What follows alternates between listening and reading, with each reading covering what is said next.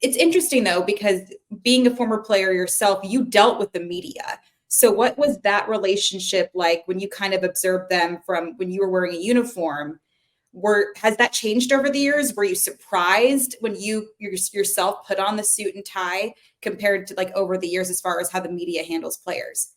It really did. It did. Some aspects, I won't lie to you, it did. Because you listen to some of the players that are like, hey, don't trust the media. Don't do this, do that.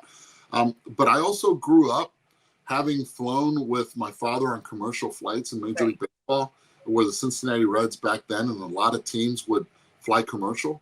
And the media would also be on those flights.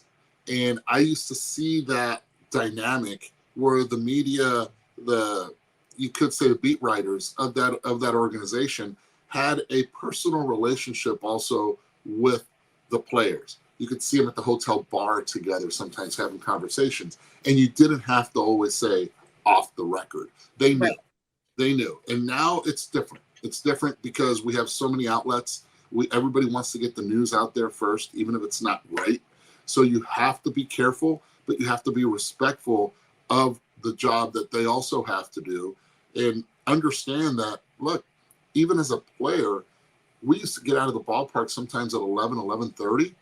I did not realize that those beat writers weren't getting out of there until another hour after, because they had to go to the clubhouse, but then write and be able to put that down and have a deadline to do so.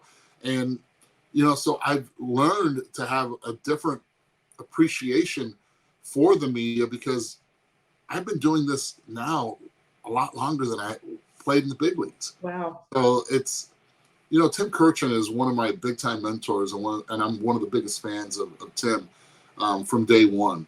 And he's shown me the ropes of all the things and told me the stories, which I love listening to his stories, of, just the Earl Weavers and seeing the process now compared to what to what it is now. It's completely different, but it's still exhilarating for that person. And I've tried to always make sure that I have that passion the same way that I did when I played, that I do now when I broadcast. Mm-hmm.